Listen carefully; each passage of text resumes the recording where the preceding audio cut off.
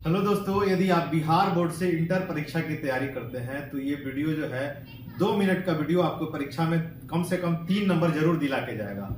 तो आइए इस वीडियो में देखते हैं कि हम लोग ये हिंदी का क्वेश्चन पेपर है और बिहार बोर्ड की परीक्षा में ये लगभग व्यंजन वर्ण से लगभग 2 या 3 नंबर के सवाल पूछे जाते हैं। तो आइए देखें हम लोग इस वीडियो में।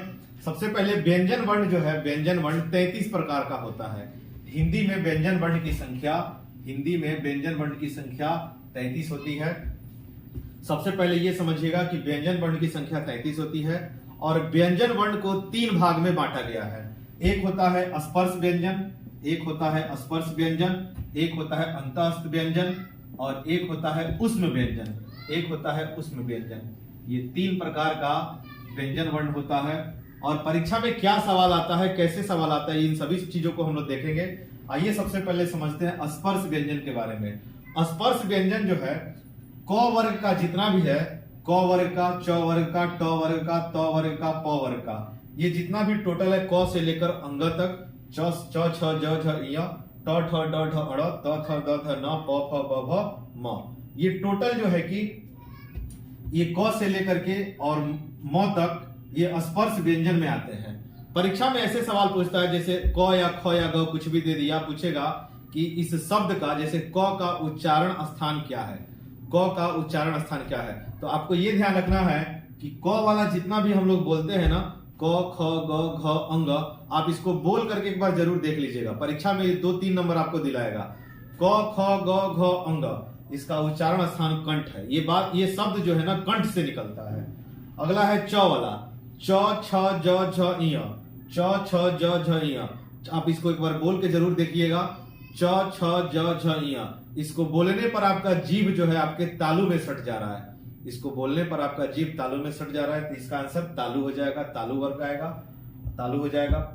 ट को बोल के देखिएगा, ट ठ ड ढ अड़, आप इसको एक बार बोल के जरूर देखिएगा। इसको बोलने पर जो है ना आपका जीभ जो है मुड़ जाता है।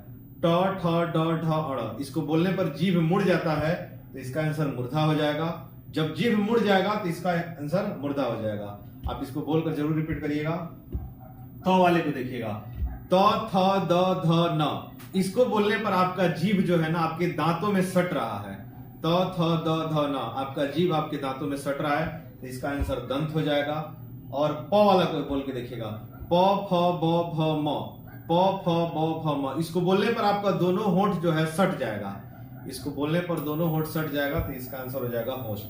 तो ये परीक्षा में पूछता है सवाल। आप प्रीवियस ईयर के सवालों को जरूर देखिएगा, आपको 2 या 3 नंबर का सवाल इस तरह से मिलता है। अब आइए अंतःस्थ व्यंजन के बारे में जानेंगे। अंतःस्थ, य र ल व, ये 4 जो शब्द है ना, ये 4 को जो वर्ण है, 4 वर्ण है, इसको हम लोग अंतःस्थ व्यंजन के नाम से जानते हैं। य र ल व।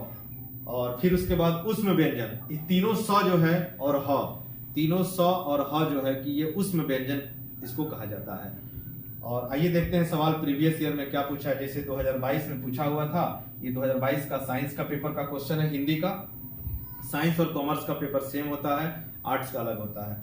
पूछा था पहला नंबर क्वेश्चन कि य र ल व ये कौन सा व्यंजन है। तो य र ल व, देखिए इसका आंसर हो जाएगा अंतःस्थ, इसका आंसर हो जाएगा अंतःस्थ व्यंजन, इसका आंसर हो जाएगा अंतःस्थ व्यंजन।